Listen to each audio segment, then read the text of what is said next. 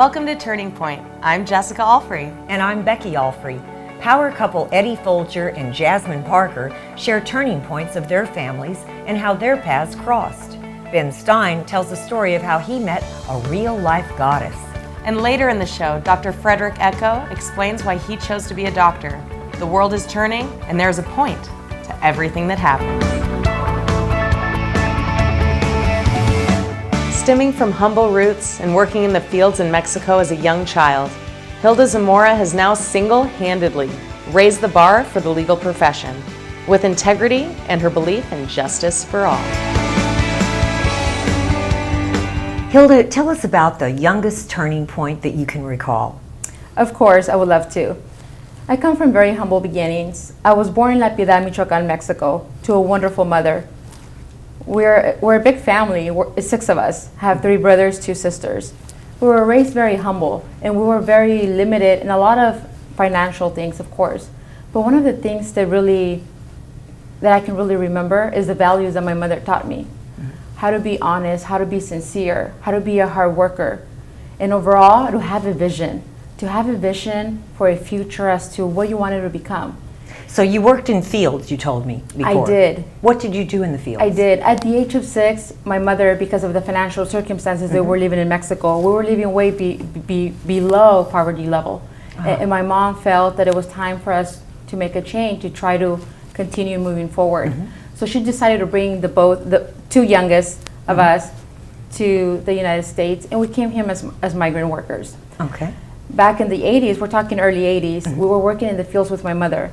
I was probably 6, my brother was probably 10 at the time, 9 or 10, and we're working seasonal jobs, anything from Washington picking apples. Okay, to so Oregon. in the United States you were working in the fields. In the United States, correct.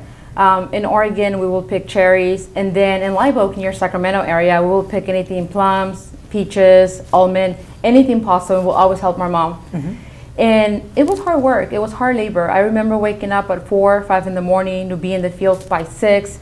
And I remember we would leave the fields when it was sunset around 6, 6:30. So it was from sunrise to sunset.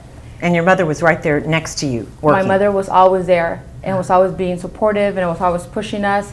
But most importantly, I remember my mom always telling us and making sure that the situation that we're currently living or experiencing was just temporarily. Interesting. And I always thought of that. I knew that we were just paving our path to climbing the mountain and reach success. Okay. And even so though she gave you hope. Absolutely. That's awesome. And she encouraged. It's pretty ironic because even though she has a 3rd grade education in Mexico, she always encouraged education. And she knew that that was the only way that we could change our lives, through education. And she would always tell us that education was powerful because regardless of what your financial situation might have been or what you were going through or experiencing, society could never take away your education. And that's so what made the family support you more than the others in getting an education? Well, because you were the youngest. I was the youngest one. The rest of my brothers and sisters, they stayed in Mexico because we couldn't all come at the same time. Okay. Once we became legalized in the United States, it was little by little they were able to bring the rest of the other siblings over to the United States. But everybody else was older. Everybody else was more than 15 or 18 years old. Some of them were in their 20s. So it was harder to go back to school. Yes, and it was easier for them to just work and help provide my mother. My mother for a long time was a single mother. So she had to provide for 6 of us. So I think on the rest of my brothers and siblings, we all felt some type of responsibility to be able to help my mother and be able to help each other out. We grew very, very, very united, despite, again, having a lot of other needs financially. We grew very united. And they knew that perhaps their time had already lapsed to them going to school. They wanted to make sure that that didn't happen to me, and they wanted to make sure that I was at least the only one that would be able to become a professional or do something in life. So your first school experience was very funny, but very humbling when you told it to me. I began school in the United States at the age of 9, which would put me at a 3rd grade level. At the 3rd grade, I went into Oregon. That's where my mother was working. I went to Oregon State, and that's a middle school. I did not know how to read or write in either language. I did not know my ABCs. I did not know my numbers. I didn't know anything. I would sit there, I would take the bus, go to the classroom, and sit there. I don't recall ever talking to the teacher or the teacher ever coming to me and asking me if I needed anything. So my first week went by, I remember very vividly, and it was probably like a Thursday. I come back home to little cabins where my mother worked, and that's where we lived. And I went back, and my mom was infuriated. She felt betrayed. She felt I had lied to her, and that was not something that she had taught me. And she started to inquire as to why was it that I was missing school. I was puzzled. I'm like, Mom, you see, I take the bus, I come back, and I go to school. I was puzzled as to what she was referring to. Well, apparently she had received a phone call from the middle school that I had missed the entire week, and they were going to remove me from my classroom. In that very instant, my mom asked for a ride, drove me back to the school to figure this out. Well, it comes out that I was in school. Smart mom.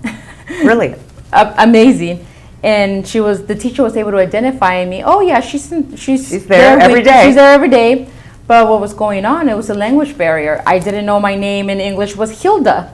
Normally my name in Spanish, the H is silent. So you just say Hilda. Hilda. So Hilda was it was different. like you didn't know who they were talking about.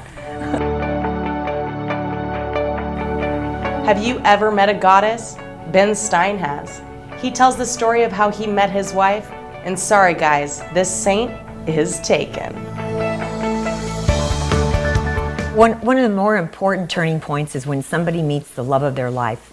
Can you tell us when you met your wife? And it's easy to remember. I met her at a July 4th, 1966 party, a black tie junior foreign service officers ball at the on the top floor of the State Department in Washington, D.C., watching the fireworks. I was with a girl I dated all through my senior year in college, rather, a wonderful, wonderful woman. And then I ran into this woman who was to become my life's companion.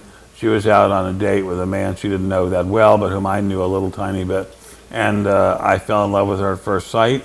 I could read her mind. When I asked her where she was from, really, in my brain, the word Idabel came to me, and she was from a small town in Oklahoma called Idabel, Oklahoma. And I read that in her mind before she even said it. That's incredible. Yes, I could read her mind, and I still can read her mind, and we can read each other's minds. It's amazing. Do you ever do that with have you done that with anyone else? Yeah, I can do it with a lot of people. Oh gosh, okay, I have a clear head right now, so. Okay.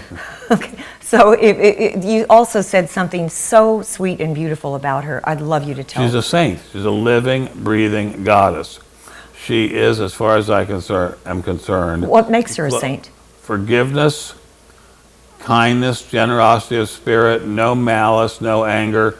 I mean, if I were to choose a person who I think embodies what it means to be a living God, it would be my wife. A living, loving God, it would be my wife. I've never met anyone like her ever in my life. She is the absolutely number one, finest, highest quality human being I've ever met in my life. No one else is even close. Is she your best friend? She's everything to me. She's everything. She's everything. I really appreciate you sharing that because very few men, I don't think I've ever heard another man actually speak that highly of his wife. Well, I don't think any other man has ever met a woman as wonderful as my wife. I mean, my wife is beautiful inside and out. She's absolutely as close to a flawless human being as there could be. Wow, that's great, and I think that we all should be inspired to. And do you think that there is a certain soulmate sort of connection if a person waits for it? I really think Alex is a divinity. I mean, I really think if you're a Christian, you believe that God is that Jesus is part of God, and I think Alex is part of God.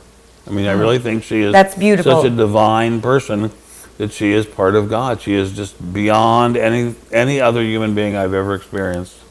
I think that was wonderful, and I so thank you for sharing that story. My pleasure.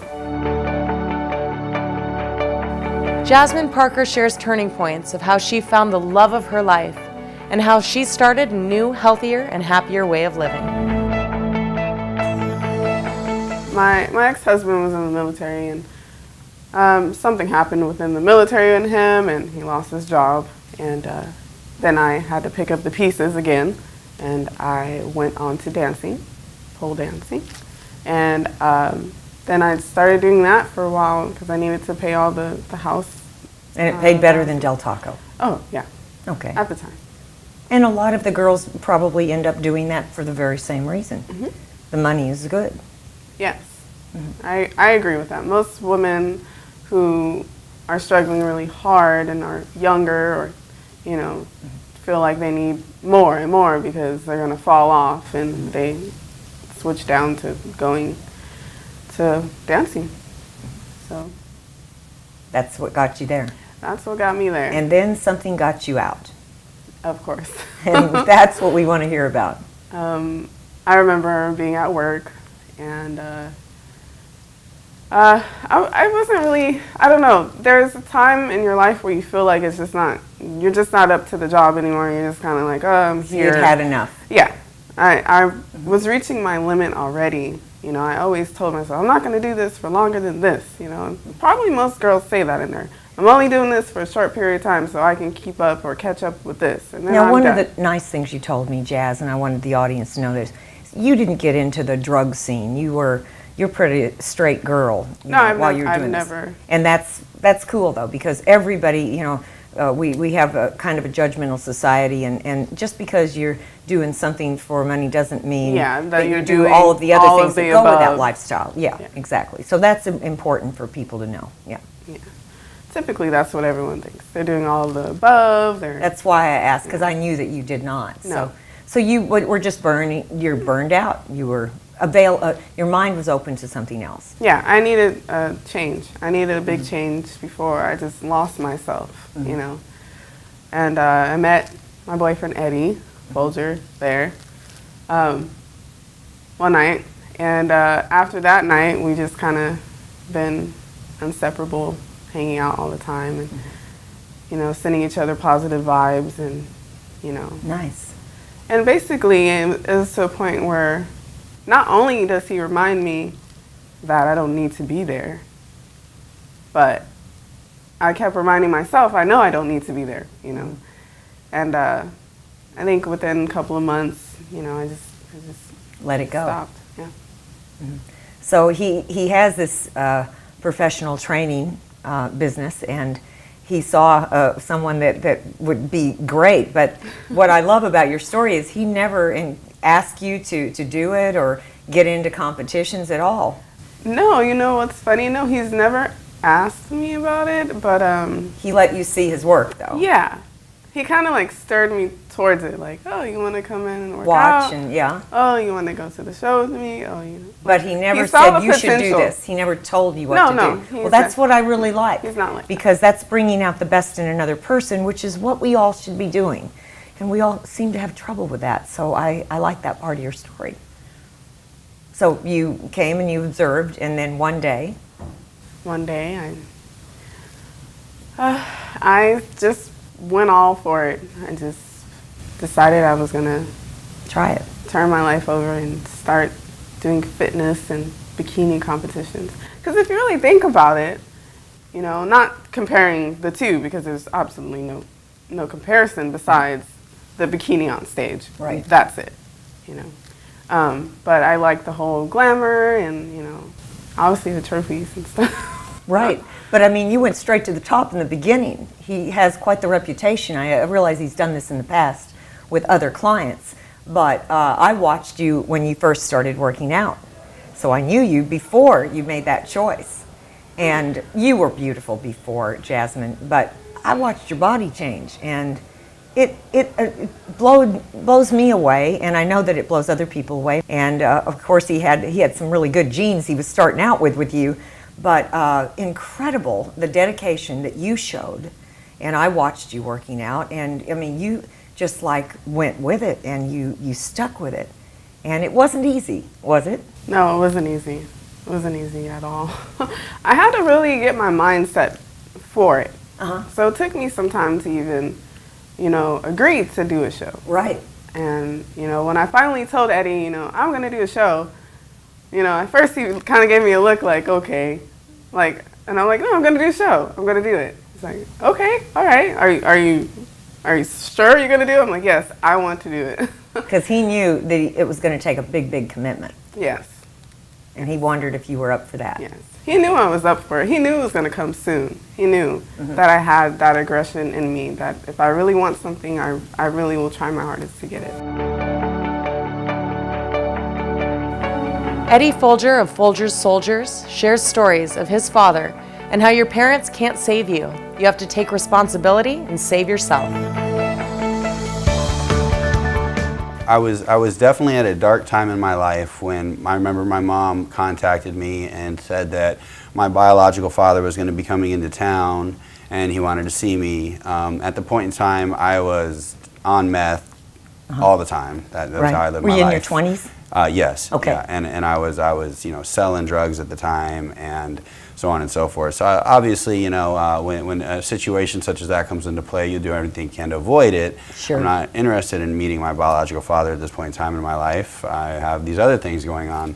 And so he came into town, and I remember I was asleep and my roommate knocked on my door and told me, "Your dad is at the door," and that's not something that has ever taken place. Wow. So I thought, that's weird. I walked into the living room and I saw him sitting on the couch, and he just said, "Take your time."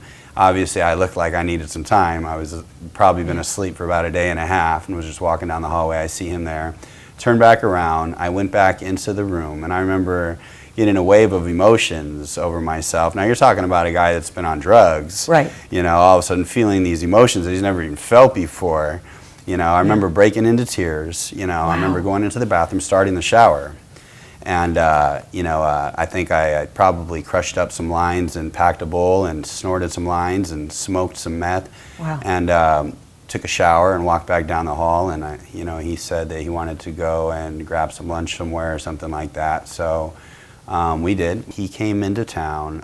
He wanted to take me on a hike for about 3 days, climbing a mountain. He did. He wanted to take you camping. He wanted to take me pretty much, and not camping, so I think we were just going to hike up a mountain or something like that. Right. Yeah, but he wanted to take you away for a while. He wanted to take me away for a couple days. To have a bonding experience. Yeah, that wasn't going to happen at that point in time in my life, no. And where was he in his life? Had he done drugs, cleaned up? Which point of his life? At that point in time, he told me that he was very deep into the program of Alcoholics Anonymous. Okay. So he was clean and sober. Yeah, and he has been for over 20 years now at this point in time. So he did tell me that he had a similar past and he could relate with some of the things, and maybe not on the same level that I was at. Did he apologize to you for not being there for you? I don't remember. Okay. I don't recall. I don't think so. Okay. But I think that I did tell him that I wasn't upset with him and that I understood, and that things don't always work out between men and women, and my mom did move across the country, with me, so it was what it was. I remember after he left, I think I ended up in prison not too long after that, and he would write to me, and. I remember the letters being very like, you're being selfish and you're living like this and you're living like that, and you need to be like this for your mom, and you need to do like this for your, and I didn't want to hear it at the time, and I remember writing him a letter back saying, look, if you're gonna preach to me when you write your letters to me, you can just keep your letters, right. Okay. So he apologized, and he sort of backed off a bit, but. There was just never going to be that space that was never really going to be covered because it just wasn't, I didn't have a need for it at that point in time. I was very messed up myself, so I wasn't looking for anything quality in my life. But you said something real key. You needed to save yourself. Correct. You were the one that did. I'm the one that needed to do it, yes. Yeah. So, you're an example of that, and that is, it isn't the parent's responsibility. No. No, it's we don't, and that's just codependent behavior, and so it doesn't. That showed that whatever you go through with a parent, the ultimate it's the person themselves that makes a change in their life. I really believe that there becomes a point in time in everybody's life, where you have to start taking responsibility for your own actions. You got to stop looking back, and honestly, I don't really care what happened to you. I do. I don't mean it in a cold way. I understand. But no matter what, you have to start taking responsibility for your own life. Instead of blaming others. Instead of blaming other people. Right. Absolutely. Yeah. Okay. I like that. It's a good attitude, and I have to say, you're so positive. Is this your real nature? I think so. I actually believe it is, just from what I watched you and your interactions with others. That's what I see. And you know, it's interesting to me because I know you had a lot of negative and criticism from the lifestyle that you were having, but you did not ever, you didn't turn around and become a negative, critical person. Yeah. Well, the man that adopted me, you know, that my Yes. mom's husband, Stein Foulger, you know, he had a lot of really good, you know, he was old school and he was a good guy, you know, and one of his things was attitude. You know, attitude is everything. You know, honesty he is the best influenced policy. Yeah, you know, so with those things, you know, I try to always keep my spirits up. I believe it's contagious as well. You know, if you have positive energy, then it's going to rub off on other people. And if you have negative energy, then it's going to rub off on other people. So. Well, you're a great example. You know, I mean, it's interesting. I have a little bit of a balance. Not that beating anybody up is the answer, but there's definitely a bit of a hard nose to what I do, and kind of a no BS approach at times. You know, Right, but that's staying the course. that's staying the course. You know, I like to and run teaching discipline. a tight ship, because you know what? In the end, people want that from you. That's Exactly. that's what they need. You know, and if you're getting ready for, you know, whatever it is in your life, whether it's a bikini show, or you know, you want to lose some weight for a wedding, Right. or you just want to feel better about yourself, you know, they're Or you want to depending, age gracefully. or you want to age gracefully. You know, they're depending on you to help them get what they want. Okay, and sometimes it's by changing what they do. Our next guest, Dr. Jacob Shefa, gives us insight to how he counsels our youth and about an annual fundraiser that is not only for fun, but helps support a very worthwhile cause. For me, I think that in a curious way, I found my calling as a mentor by the absence of mentors in my own life growing up. And when I hit midlife, I found that I was very hungry for doing meaningful work, being of service. And I was very drawn to working with students to help them discover meaning and purpose. Very wonderful and important because of the age. Now, what school do you work with? Right, I work at Palm Desert Charter Middle School. Okay. I've worked in schools all over the valley, Okay. and in juvenile hall in Los Angeles, All right. and up in Southwest Juvenile Hall. But this age student, the teenage years, the Right. young teenage The years. tweens and teens. Uh-huh. Yeah, and particularly middle school is where I've come to focus my work, because I find that at that age, it's really 11 to 13, sometimes 14, that students are just beginning to discover the world of values. What's important to Right. me, right? How do I navigate? How do I find meaning? And they are also very receptive.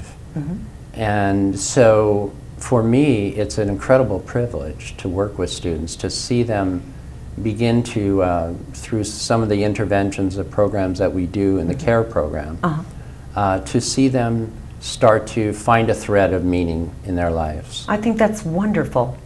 Tell us how it works, the program works. Well, it's really evolved. I started out with this about 16 years ago with just a small writing program.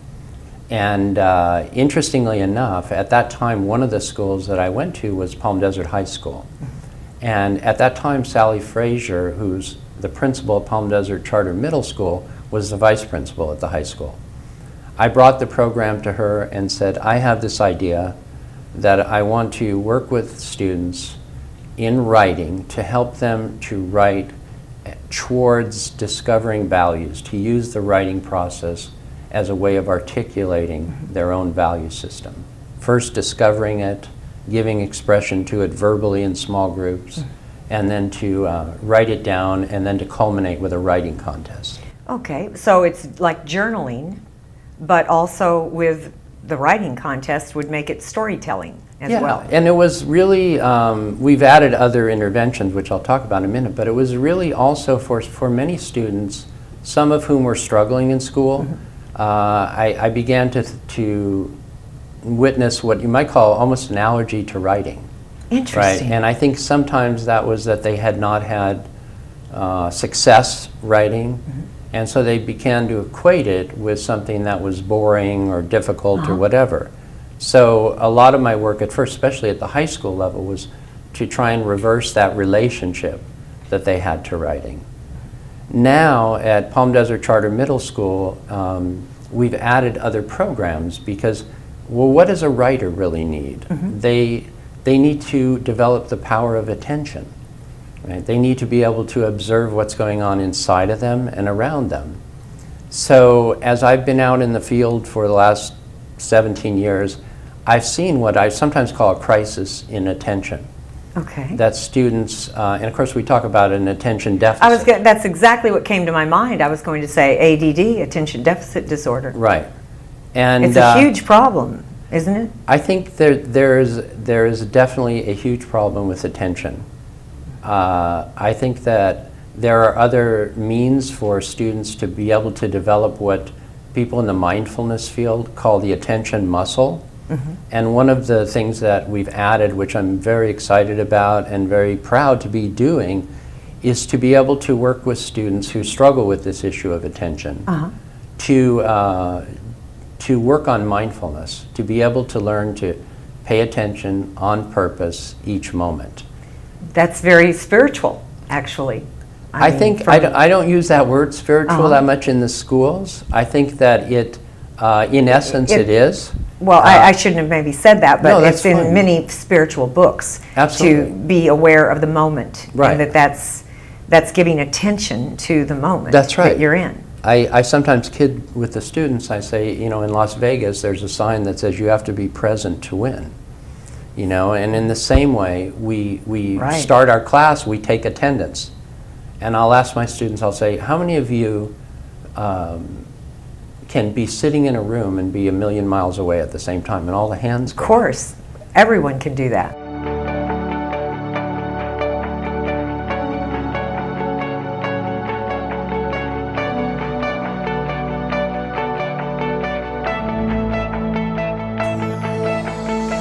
Thank you for watching today's show. If you have a turning point you'd like to share, please call the number at the bottom of the screen. In 2011, there was an earthquake in Japan that shortened the days on Earth by 1.8 microseconds. So let's shake things up and enjoy every microsecond. Have a wonderful week. May all your good times be plentiful, and remember, time is on your side.